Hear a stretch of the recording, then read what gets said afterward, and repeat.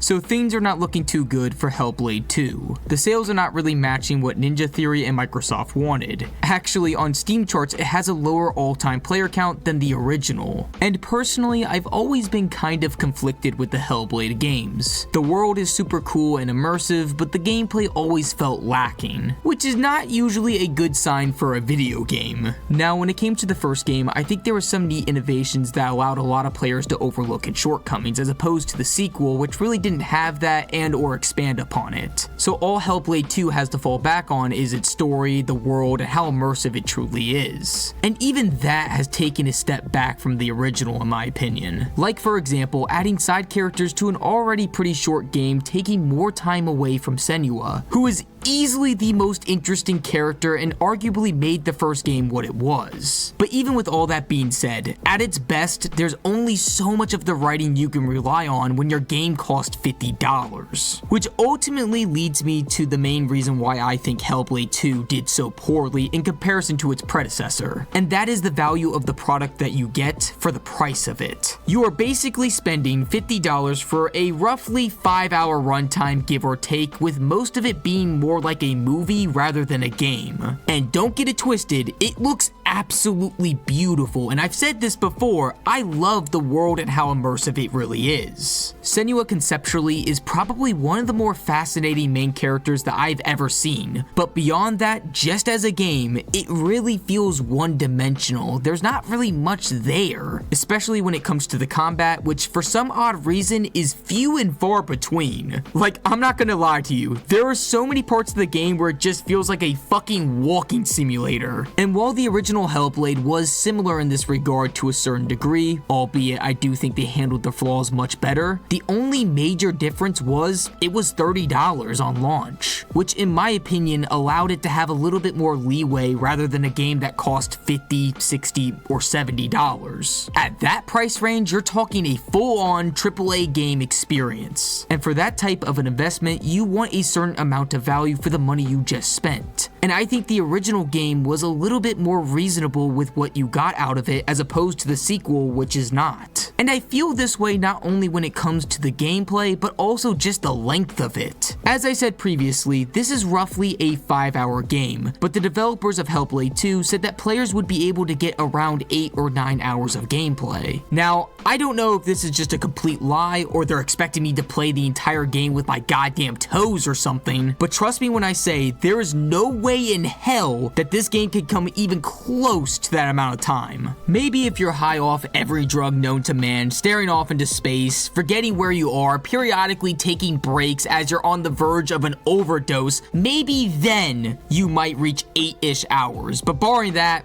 no. There's just not enough content here that would justify such a ridiculous claim of an 8 or 9 hour runtime. Which, mind you, again, the original was much cheaper, had a similar-ish runtime, and offered, in my opinion, more when it came to the story and gameplay. The last thing I want to quickly mention, and this is because I keep seeing it on the internet, and that is everyone blaming Xbox Game Pass for the failure of Hellblade 2. And honestly, maybe it did have some effect on the sales to a certain degree, who knows, but in my opinion, there are plenty of other games that were on Xbox's Game Pass, and they didn't fail as spectacularly as Hellblade 2 did. On the contrary, there are some games that even excelled and had good sale numbers. So I don't think it's fair or valid to single-handedly blame Xbox's Game Pass for the failure of Hellblade 2, as there was just much more glaring issues with the gameplay itself.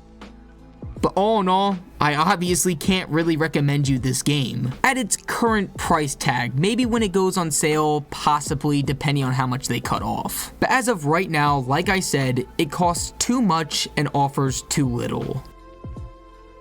Thank you for watching. If you enjoyed, consider liking, subscribing, and comment below what I should do next. I'll do animes, shows, movies, games, whatever. But again, thank you so much for watching.